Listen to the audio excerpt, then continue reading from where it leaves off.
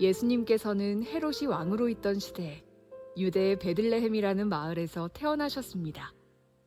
그때 동쪽 나라에서 몇 명의 박사들이 예루살렘으로 왔습니다. 그들은 이렇게 물었습니다. 유대인의 왕으로 태어나신 아기가 어디 계십니까? 우리는 동쪽에서 그 아기의 별을 보고 아기에게 경배하러 왔습니다. 헤롯 왕은 이 소리를 듣고 깜짝 놀랐습니다. 예루살렘 사람들도 모두 놀랐습니다. 헤롯은 모든 대제사장들과 율법학자들을 불러 모으고 그리스도가 어디에서 태어나실 것인지 물었습니다. 그들은 대답하였습니다. 유대의 베들레헴이란 마을입니다. 예언자들이 이렇게 기록해 놓았습니다. 그러나 유대 지방에 있는 너 베들레헴아, 너는 유대의 통치자들 가운데서 결코 작지 않다. 내게서 한 통치자가 나올 것이다. 그가 나의 백성 이스라엘을 돌볼 것이다. 그 소리를 듣고 헤롯은 박사들을 조용히 불렀습니다. 그리고 별이 처음 나타난 때를 알아냈습니다. 그리고 박사들을 베들레헴으로 보내면서 말했습니다. 가서 아기를 잘 찾아보시오. 아기를 찾으면 나에게도 알려주시오. 그러면 나도 가서 그 아기에게 경배하겠소.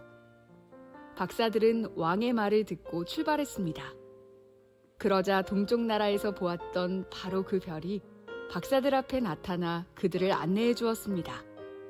그러다가 아기가 있는 곳 위에서 멈추어 섰습니다.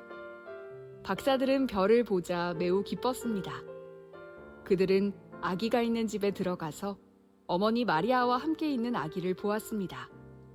그들은 아기에게 무릎을 꿇어 경배를 드리고 보물함을 열어 아기에게 황금과 유향과 모략을 예물로 드렸습니다. 그리고서 그들은 꿈에 헤롯에게 돌아가지 마라 하는 명령을 받고 다른 길로 자기 나라에 돌아갔습니다. 1905년도에 발표된 크리스마스 선물이라고 하는 짧은 단편 소설이 있습니다. 오헨리라고 하는 미국 작가가 쓴 단편 소설인데 원 제목은 동방박사의 선물이라고 하는 제목입니다. 가난한 두 부부가 크리스마스 때 서로를 향해서 선물을 준비해주는 짤막한 이야기를 담고 있죠. 우리가 다 익숙하게 알고 있는 이야기입니다. 아내는 크리스마스 이브가 되는데 사랑하는 남편을 위해서 어떤 선물을 준비하면 좋을까 고민에 들어갑니다. 문제는 돈이 여유롭지 못하는 것에 있었습니다. 가진 돈은 1달러 87센트, 굉장히 적은 돈을 가지고 있었기 때문에 남편에게 좋은 선물을 할 수 없음이 너무 속상합니다. 고민을 하면서 어떤 선물을 하면 좋을까 생각을 하는데 남편에게는 할아버지에게서 그 아버지로, 아버지에게서 남편으로 갑옷처럼 전해진 값비싸고 좋은 시계가 있었습니다. 근데 시계가 줄이 없어서 늘 그 좋은 시계, 그 시계에 걸맞는 좋은 시계줄을 선물해 주면 좋겠다 아내가 생각을 하고 있었거든요. 크리스마스 이브가 되자 좋은 시계줄을 선물하고 싶은데 돈이 없으니까 자기의 머리카락을 팔기로 결정을 합니다. 이 아내의 아름다움은 긴 물결처럼 찰랑이는 갈색 머리가 그녀가 가지고 있는 아름다움의 극치였는데 머리카락을 팔고 남편의 시계줄을 삽니다. 그리고 기다리는 거죠. 남편 올 때까지 선물 주는 사람이 더 기쁜 거잖아요. 똑같은 시간에 남편은 아내에게 무슨 선물을 줄까 고민을 합니다. 어떤 선물을 해주면 좋을까?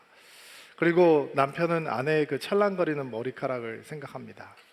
아내에게 좋은 빗 세트, 얼마 전에 길을 걸으면서 윈도우 쇼핑, 아이 쇼핑만 했던 그 아내가 갖고 싶어 했던 그 빗 세트를 주면 참 좋아할 것 같다. 돈이 없으니까 그러면 내가 이 시계를 팔아서 선물을 사줘야지 라고 시계를 팔아 아내가 원하는 빗 세트를 준비합니다. 아내는 집에서 남편을 기다리면서 시간이 더디감을 느끼고 남편은 집으로 발걸음을 돌리면서 걸음이 빨라지는 것을 느끼는 거죠. 빨리 남편이 왔으면 좋겠다. 빨리 집에 가서 아내에게 이 선물을 줘야지. 그런데 집에 도착한 남편이 서로 준비한 선물을 보여주는 순간 필요 없는 선물이 됐네요. 시계가 없는데 시계줄이 무슨 소용이 있고 머리가 다 싹도 잘라버렸는데 그 좋은 빗세트가 무슨 소용이 있겠어요? 그런데 그 선물은 어느 선물보다도 오래 가슴에 남는 선물이 되죠. 왜 그런가요? 그 선물 안에 진짜 사랑이 담겨 있기 때문이죠. 선물이 감동이 되려면 값어치가 있는 것이 감동이 되는 게 아니고요. 선물이 감동이 되려면 마음의 의도가 보여야 합니다. 그 의도가 불순하면 선물이 뇌물이 되는 거고 아부가 되는 것이고, 그 선물에 진지한 사랑이 담겨 있으면 우리의 마음을 움직이고 감동하는 겁니다. 혹시 여러분들이 이런 거 경험해 보셨나요? 이게 저희 교회가 젊은 교회라 제가 어렸을 때는 도시락을 싸서 학교에 가지고 다녔는데 제 친구 도시락을 이렇게 열면 완두콩으로 하트가 그려져 있던 때가 있었습니다. 우리가 엄마가 아니었던 것이 매우 아쉽습니다.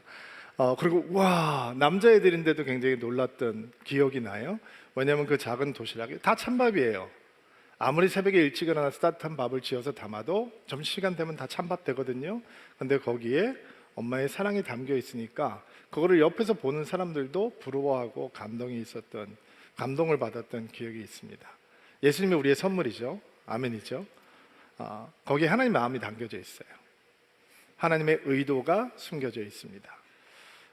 예수님의 성탄 사건은 하나님의 초대를 포함하고 있습니다. 하나님이 사랑하는 사람들을 다 하나님의 품으로 부르시고 있는 초대죠. 오늘 우리가 읽었던 마태복음을 함께 묵상하면서 하나님께서 성탄을 통해서 우리를 어떤 자리에 초대를 해주시는가 묵상하면서 은혜를 좀 나눠보려고 합니다. 1절 말씀 같이 한번 볼게요. 한 목소리 읽겠습니다. 시작. 예수님께서는 헤롯이 왕으로 있던 시대에 유대의 베들레헴이라는 마을에서 태어나셨습니다. 그때 동쪽 나라에서 명명의 박사들이 예루살렘으로 왔습니다.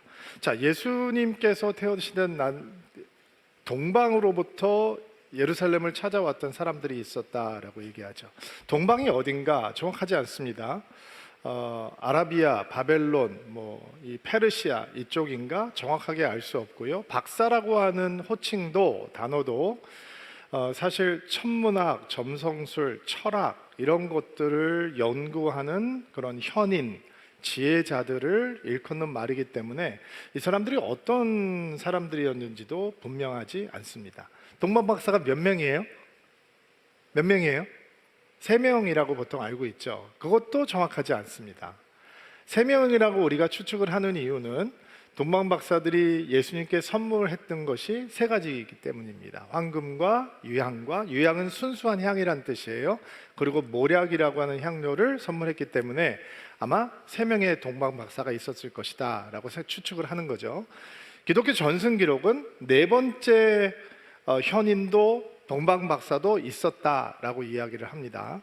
근데 그 사람은 왜 여기에 선물을 드리지 않았는가?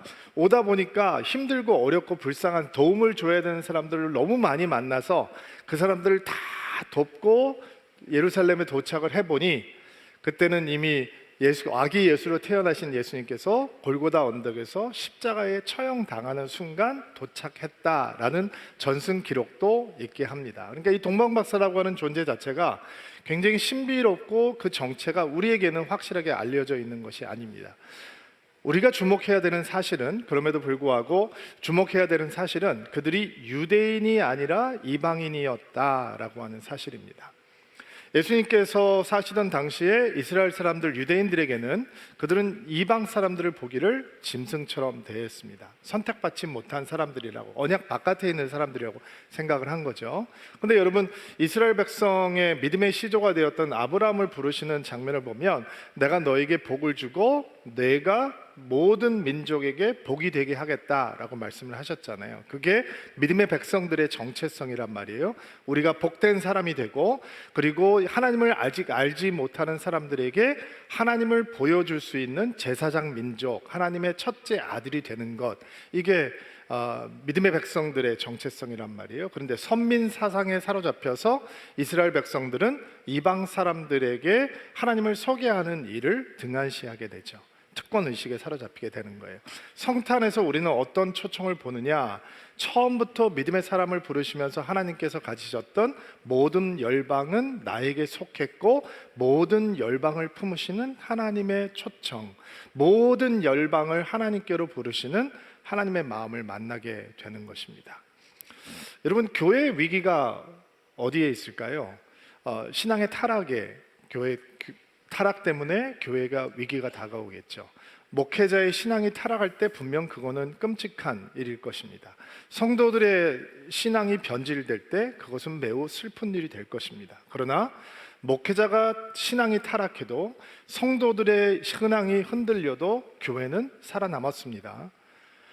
어떤 목회자가 타락하고 세속적으로 변하면 새로운 마중물 같은 순결하고 거룩한 주의 종들이 일어나서 교회를 개혁했고, 일부 성도들이 하나님을 등한시하고 믿음의 길에서 벗어나면 회개하고 애통하며 하나님의 이름을 부르는 백성들이 언제든지 있었습니다. 그게 부흥의 역사요, 개혁의 역사잖아요. 기독교 역사는 그것을 우리에게 증명해 줍니다.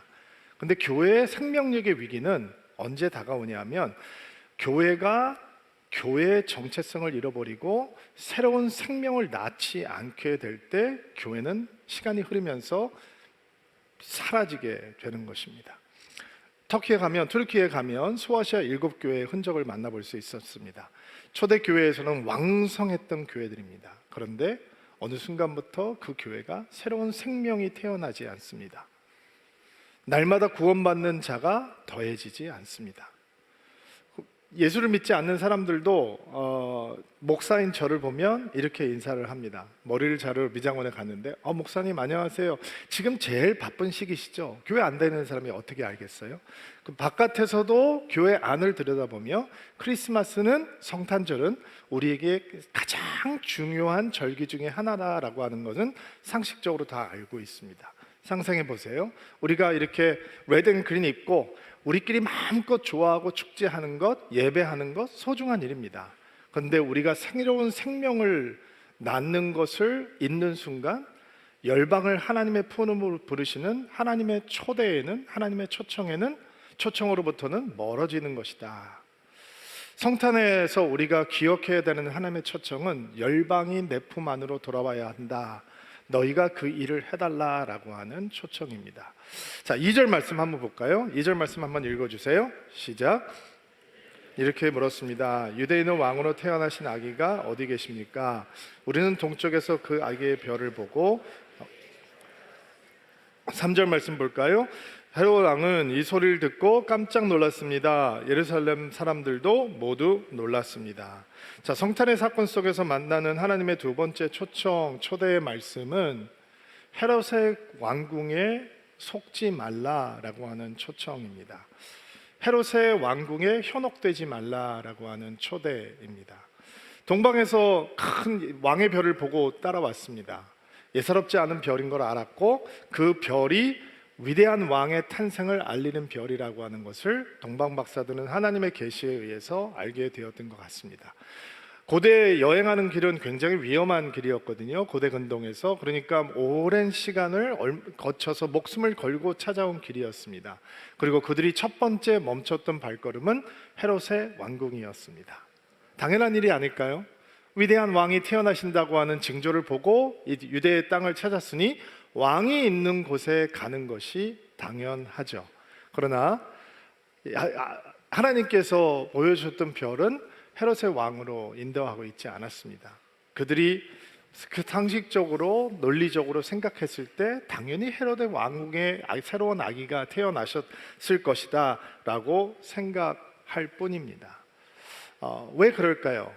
왜냐하면 사람들은 헤롯의 왕궁의 화려함에, 헤롯의 왕궁의 웅장함에 속아 넘어가기 때문입니다. 미국에서 제가 젊었을 때 목회자 세미나를 갔는데 한 나이가 지긋한 목사님께서 이런 고백을 하는 것을 보면서 제가 마음이 굉장히 아팠던 기억이 있습니다. 그 목사님은 여러 목사님들 앞에서 이런 고백을 했습니다. 나는 실패자입니다. 신학교를 졸업하고 열정을 갖고 목회 현장에 뛰어들어 30년이 넘는 세월을 보냈는데 나는 한 번도 목회에서 성공을 경험해 보지 못한 실패자입니다. 내가 교회를 부흥시키고 싶어서 교회 성장 세미나를 참여하게 되면 내가 교회를 비운 동안 많은 가정이 교회를 떠났고, 전도를 하고 싶어서 전도 폭발 훈련을 받고 교회에서 프로그램을 진행하면 폭발하기 전에 프로그램이 피식 불발탄으로 변해버렸습니다. 해외에 있는 선교지를 도우려고 하면 선교사가 돈을 가지고 도망을 갔고, 마음이 지쳐서 기도해주는 전화 상담원에게 전화를 하면 그 전화 상담원이 전화를 받는 대신 언제나 피자 배달원이 전화를 받았습니다. 교단에 도움을 요청하기 위해서 전화를 걸면 죄송합니다, 제가 지금 사무실에 없어지니 메시지를 남겨주면 여러분에게 다시 전화 드리겠습니다 라고 하는 자동 응답 메시지만 듣게 되었습니다. 나는 어느 누구하고도 교회에 대해서 이야기하는 것을 좋아하지 않습니다. 왜냐하면 할 얘기가 없기 때문입니다. 우리 교회는 하나님의 실패작이고 나는 하나님의 불량품 목사입니다. 이런 고백을 들었던 기억이 나요. 마음이 참 아프더라고요. 슬프더라고요. 근데 사실은 그런 환경보다도 제 마음을 더 슬프게 했던 건, 나도 한때 열정을 가지고 있었습니다. 나도 한때 별을 따라가고 있는 설레는 마음이 있었습니다. 이런 표현이었습니다. 이런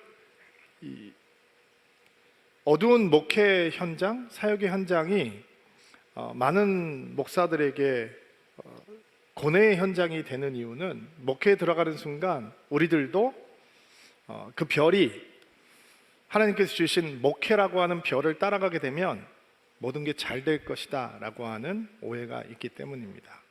예수 믿으면 좋다며? 근데 좋지 않습니다. 환경이 어려워집니다. 건강에 문제도 생깁니다. 그래서 사람들의 마음이 불편해지는 겁니다. 우리는 하나님의 별이 인도하면 멋진 왕국에 도착해 있을 거라고 막연하게 기대합니다. 헤롯의 왕국은 아니지만 거룩한 왕궁으로, 거룩한 순결한 왕궁으로 하나님께서 우리를 인도해 주실 거라고 막연하게 기대를 하는 거죠. 그러나 성탄의 사건 속에서 우리는 왕궁의 화려함에 현혹되지 말라라고 하는 하나님의 메시지를 듣는 것입니다.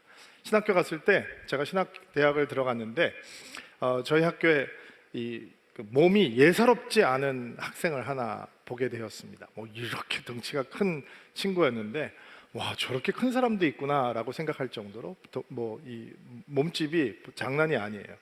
그 친구의 사연을 들어보니까 원래 그 친구의 꿈은 프로 미식축구 선수가 되는 게 꿈이었습니다. 그럼 왜 프로 미식축구가 되기를 원하는 사람이 신학교에 와 있는가? 사연이 있더라고요. 고등학교 때 그는 슈퍼스타였다고 합니다. 온갖 자기 학교와 자기 디비전에서 온갖 기록을 다 갈아치우고 그는 슈퍼스타가 됐고, 전액 장학금을 받고 풋볼 프로그램이 아주 좋은 대학에 진행을 해서 대학 선수로 시작을 했습니다. 많은 프로 선수들을 배출하는 학교였습니다.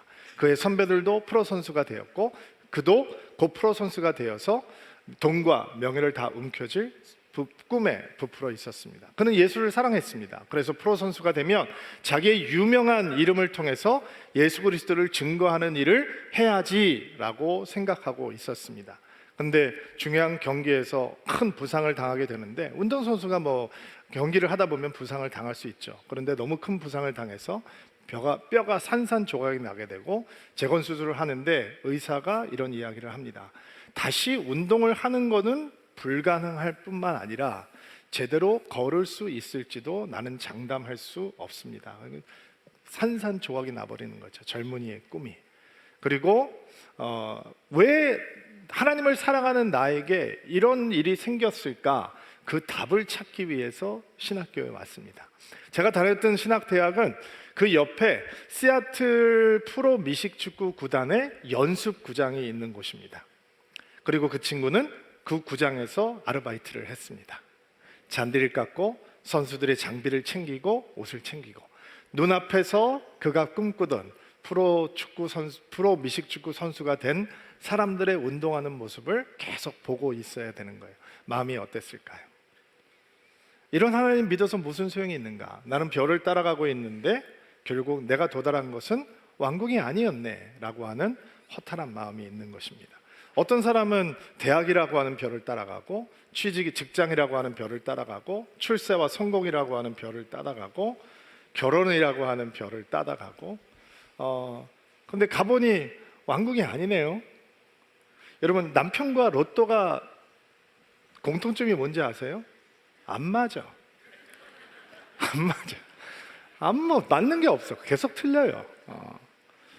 설레는 마음으로 가정을 이루고, 설레는 마음으로 아이들이 생기고, 아이들이 양육하고, 정말 선한 마음이죠. 엄마들이 얼마나 열심히 특심이냐면, 아이가 어렸을 때는 아인슈타인 우유를 먹여요.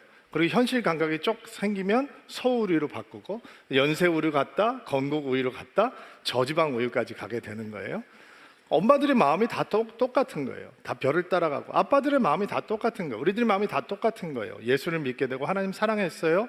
그 별을 따라가면서 그 불이 우리를 꽤 좋은 곳으로 어련히 알아서 데려갈까라는 마음이 있는 거예요. 근데 헤롯의 왕국에는 예수가 계시지 않아요. 예수는 베들레헴 마구간에 계시거든요. 구유에 누워 계시단 말이에요. 왕궁의 화려함에 속아 넘어가면, 왕궁의 화려함에 사로잡혀서 거기에 도취해버리면 우린 예수께서 계시는 곳에 도달할 수 없게 되는 거죠. 성탄의 메시지에서 듣는 하나님의 초대는 세상의 화려함과 헤롯의 왕궁에 현혹되지 말라라고 하는 것입니다. 자, 3절부터 8절까지 말씀 다시 한번 볼게요. 한번 읽어볼까요? 여러분이 먼저 3절 읽어주세요. 시작.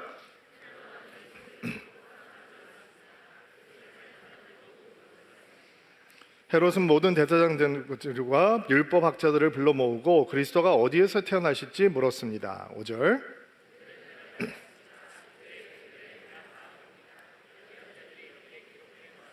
그러나 유대 지방에 있는 너 베들레헴아, 너는 유대의 통치자들 가운데서 결코 작지 않다. 내게서 한 통치자가 나올 것이다. 그가 나의 백성 이스라엘을 돌볼 것이다.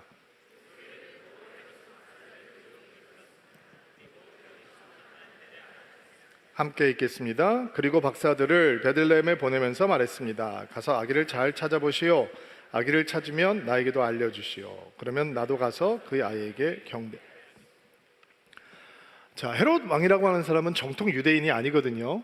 에서의 후손인 에돔 사람 출신이에요. 근데 에돔 사람이 어떻게 유대인이 왕이 됐는가? 로마 시저에게 뇌물을 주고 자기의 왕권을 확보하고, 그 정통 유대인 혈통이 아니었기 때문에 힘과 포악함으로 왕위를 유지하고 있는 사람이었거든요. 그가 유대인의 왕으로 태어나신 아기가 있다라고 하는 소식을 듣고 깜짝 놀래요. 개역 개정에는 소동했다라고 하는 표현이 나오는데, 방해받았다, 마음이 굉장히 번잡해졌다, 이런 뜻이죠.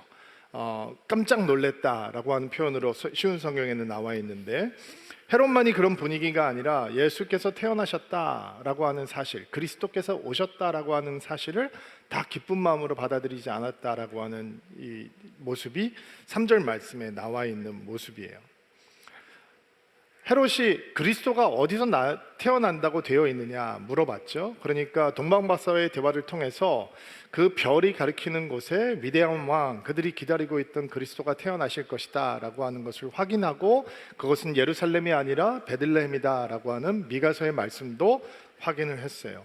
그런데 나도 아기를 찾으면 나에게도 알려주십시오. 나도 가서 경배하고 거짓말인 거 여러분 다 아시죠? 왜냐하면 이 헤롯이 베들레헴에서 태어난 2살밖에 미만의 아이들을 다 죽여버리잖아요. 왜 헤롯은 예수의 탄생을 기뻐하지 못할까요? 자기의 왕권을 빼앗긴다라고 오해하기 때문이죠. 왜 사람들이 예수를 기쁜 마음으로 받아들이지 못할까요? 왜 예수를 진짜 믿기를 주저할까요?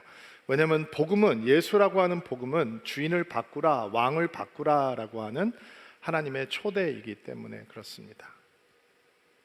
예수님께서는 또 하나의 왕으로 이 땅에 오시는 것이 아니라 유일한 왕으로 이 땅에 오셨습니다.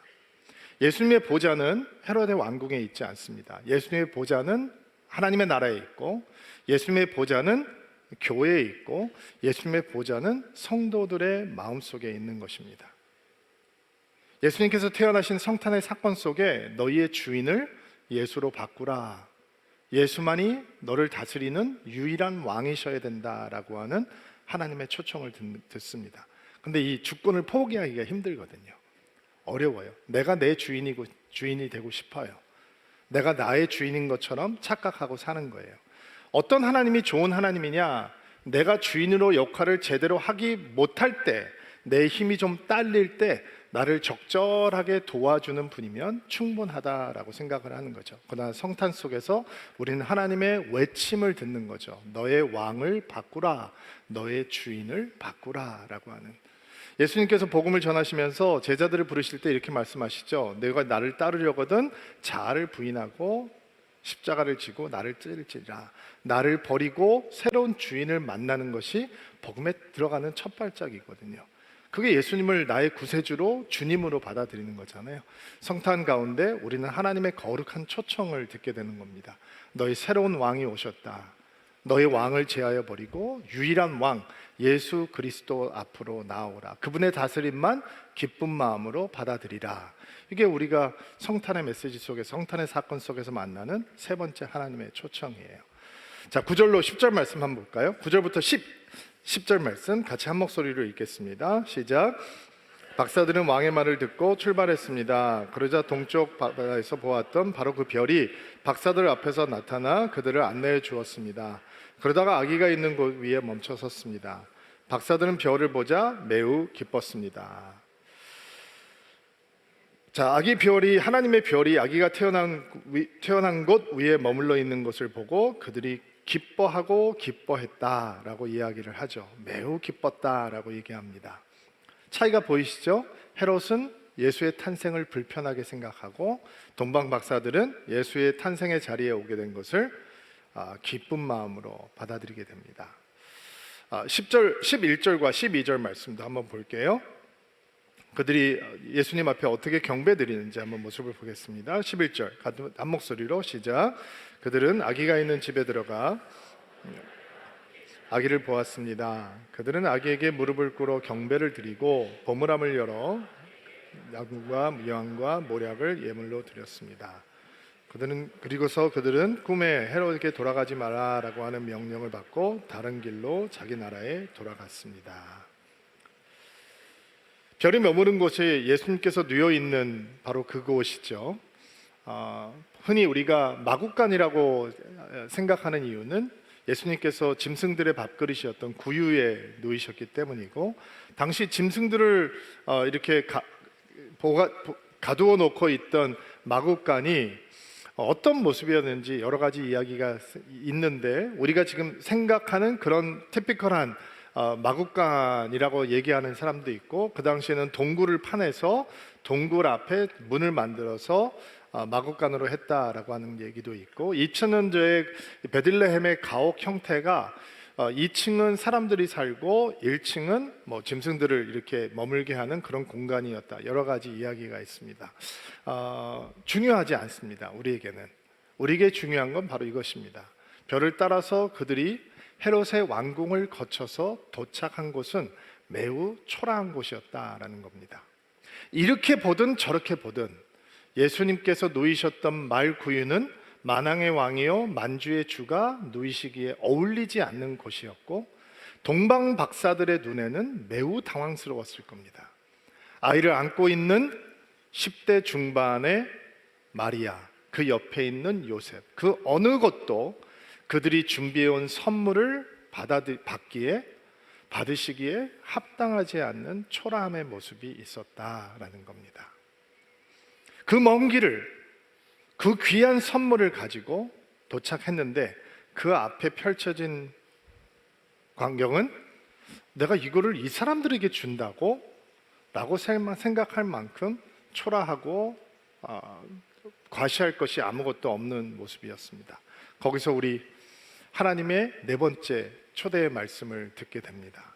성탄의 초대는 예수님의 존귀함을 받아들이라, 인정하라 라고 하는 메시지입니다.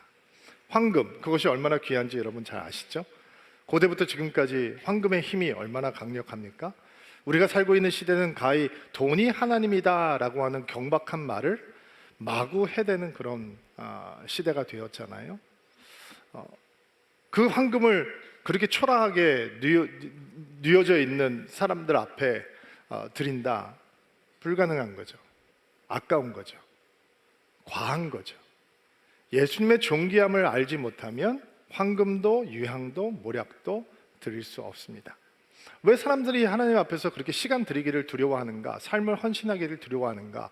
나의 은사와 재능과 나의 보물을 하나님 앞에 드리는 걸 왜 이렇게 주저하는가? 예수님이 가치가 없기 때문입니다. 예수님이 가치가 있는 분이 되면, 예수님이 가장 존귀한 분이 되면 기쁘게 드릴 수 있겠죠. 황금이 존귀하게 되면 아기 예수, 마리아, 요셉, 그들이 있는 마국간은 들어가고 싶지도 않은 누추한 공간이 되어버립니다. 그러나 예수님께서 가장 존귀하신 분이 되면, 예수님의 보배로움을 알게 되면 우리는 그 어느 것도 모든 것을 통해서 예수 그리스도를 예배하는 아름다움을 배우게 되는 것입니다. 돌아보면 우리의 신앙이 언제 주저주저 하는 것을 보게 되는가? 나는 소중한데 예수님이 소중해지지 않는 순간을 만날 때마다 우리는 삐걱거리게 되죠. 성탄의 자리에서, 성탄의 사건 속에서 우리의 가장 존귀한 분이, 가장 보배로운 분이 어떤 분인가라고 하는 것을 확인하게 되는 것입니다. 주일학교 때부터 교회 다니신 분들 많죠? 여러분, 예수님의 탄생 사건은 마태복음하고 누가복음밖에 안 나옵니다. 많이 들으셨습니다. 지겹도록 들었습니다. 앞으로도 지겹도록 이 얘기 들을 겁니다. 그런데 예수님께서 가장 보배로운 분이 되시지 않으면 마국간은 들어가고 싶지 않은 곳이 됩니다. 말구유는 나의 마음의 자랑스러움이 아니라 아깝고 내가 가지고 있는 모든 것들이 과하게 느껴지는 곳이 되어버리고 맙니다. 성탄의 사건 속에서 우리는 하나님의 외침을 다시 듣습니다. 예수님이 가장 존귀한 분이 되셔야 된다라는 것이죠. 마지막으로 5번째, 간단하게 묵상하고 넘어갈게요. 그리고 말씀 정리하겠습니다. 12절 말씀을 다시 한번 읽어보겠습니다. 12절 말씀 읽어주세요. 시작. 12절 읽어주세요.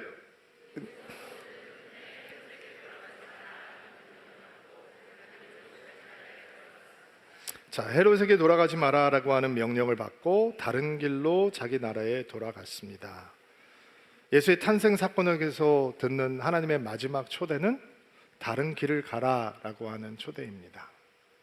예수를 믿는다고 하면서, 예수를 믿었다고 하면서 예수의 탄생 사건에 참여한 자가 되었다라고 하면서 또 다시 과거의 길로 돌아가는 것은 은혜가 아니죠. 다른 길로 인도함을 받아야 합니다. 그게 신앙이죠. 신앙의 길은 다릅니다.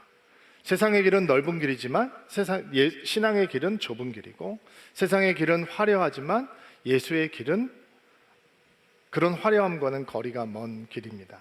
예수께서는 그분의 오심을 통해서 우리를 다른 믿음의 길로 인도하시는 것입니다. 옳은 마음에 결단하는 은혜가 있게 되길 바랍니다. 매번 듣게 되는 성탄 메시지를 통해서 나는 이 성탄 사건을 통과하며 예수의 길을 걸어가기를 결단합니다. 믿음의 길에서 벗어나지 않게 되기를 원합니다. 넓은 길이 아니라 좁은 길을 걸어가는 인생이 되기를 원합니다 라고 하는 마음의 결단이 오늘 성탄을 기뻐하며 예배하는 드림인들에게 온전히 임하는 귀한 주일이 되기를 바랍니다. 오랫동안 앉아 계셨는데 다 일어나시겠어요? 자, 우리 가슴에 손을 얹고 안수하시고요, 여러분을 위해 축복 기도하겠습니다. 하나님, 주님의 오심을 기뻐하는 성탄 주일입니다. 그리고 성탄 사건 속에서 우리를 초청하시는 하나님의 음성을 듣습니다. 성탄의 사건이 열방을 하나님께로 부르시는 초청이라고 하는 것을 기억하게 하옵소서. 우리는 주의 몸된 교회입니다. 아직 주님을 모르는 자들에게 이 복음 대신, 기쁜 소식 대신 예수 그리스도를 증거하고 새로운 생명이 날마다 태어나게 하는 아름다운 교회가, 그런 공동체가 될 수 있도록 하나님 은총을 베풀어 주옵소서. 성탄의 사건은 하나님의 별이 우리를 버젓한 헤롯의 궁으로 인도할 것이라고 하는 병든 믿음을 벗어버리라 라고 하는 초청입니다. 그 초청을 아멘으로 받습니다. 헤롯의 왕궁에 속지 않게 도와주옵소서. 성탄의 사건은 구유에 누이신 예수야말로 우리를 온전히 다스리시는 왕이셔야 된다라고 하는 하나님의 초대임을 아멘으로 받습니다. 오직 주님께서만 우리의 주님이 되어주시고 주인이 되어주시고 왕이 되어 주옵소서. 성탄의 사건 속에서 황금을 사랑하는 경박함을 벗어버리고 오직 예수만이 가장 존귀한 분, 가장 보배로운 분이 되어야 한다라고 하는 하나님의 외침을 아멘으로 답합니다. 예수님만을 존귀하게 여기는 인생 될 수 있도록 도와주옵소서. 성탄의 길에서 우린 다른 길을 만납니다. 내가 지금까지 걸어왔던 길이 아니라 예수의 길, 넓고 편안한 길이 아니라 신앙의 순수함으로 나아가는 좁은 길, 거친 길, 그러나 생명의 길을 만납니다. 세상의 길이 아니라 예수의 길을 걷는 우리가 되게 하시고 헤롯의 길이 아니라 다른 길을 걸어가는 우리들이 될 수 있도록 하나님 은총을 베풀어 주옵소서. 주여, 우리의 마음에 임하시옵소서.